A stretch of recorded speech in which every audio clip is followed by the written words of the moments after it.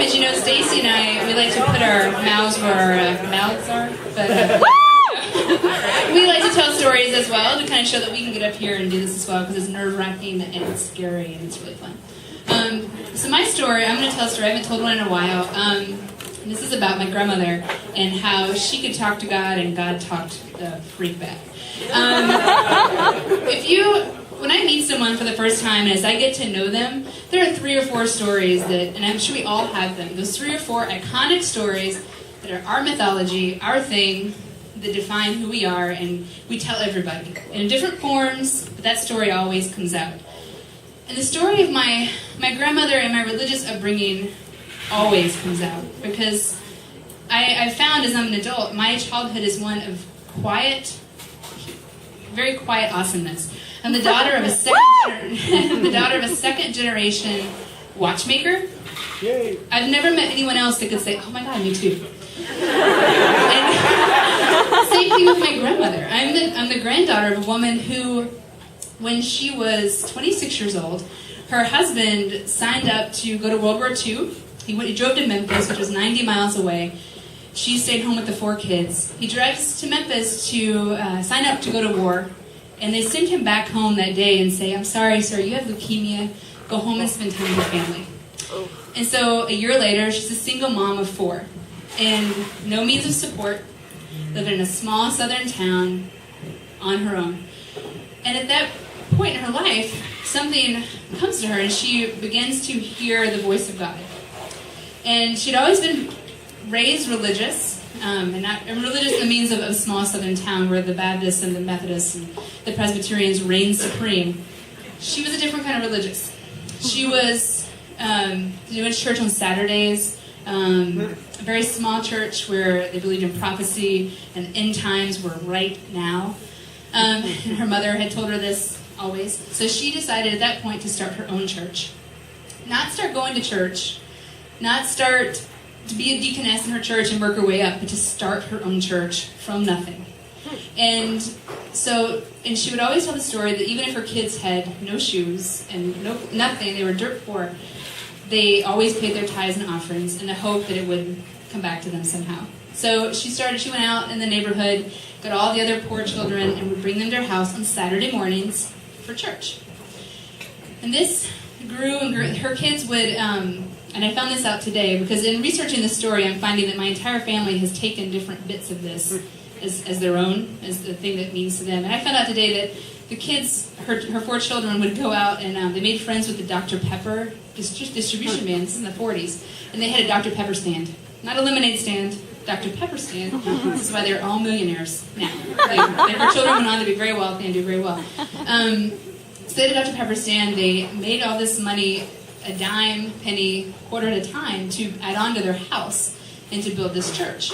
So the church, completely from the ground up, she goes on another 30, 40 years. She meets my grandfather, remarries, has my father.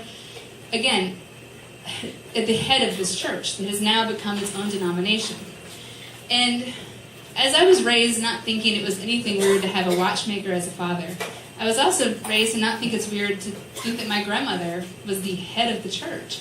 And also that when we sat down to dinner, like most grandmothers who say grace, my grandmother spoke in tongues at the dinner table. God was in the room.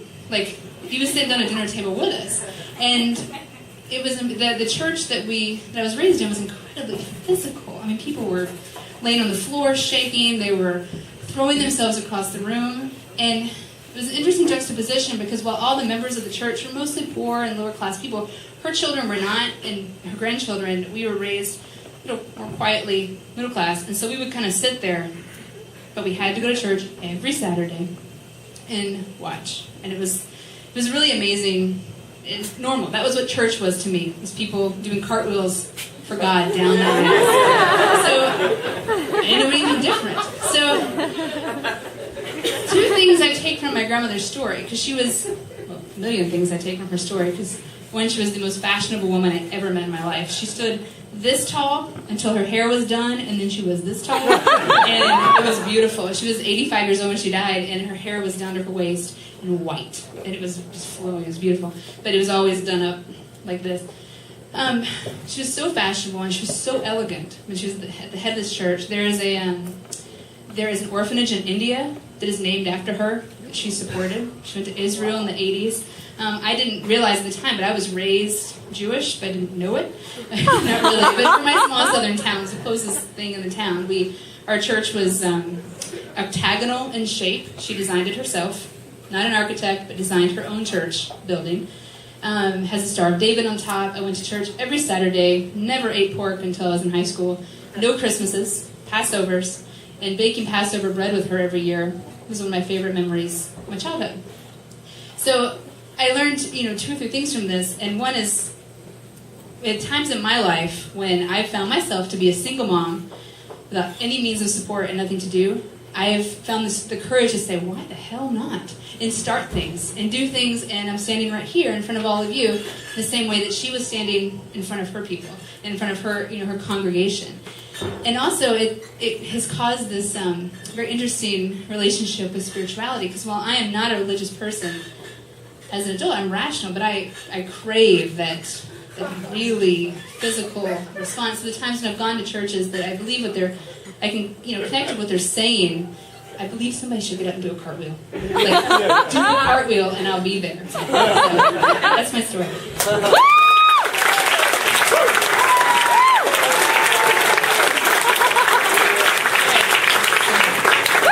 Instead of going that way and this way, let's pretend I just did that and it looked awesome. I didn't. Next up, let's do Miss Sarah Jennings, who is our first celebrity. I believe that she's going to go on to be a huge celebrity. It's going to be me and Stacey. We did it all of it. She does stand-up lately. I don't know. Where? Can you say that?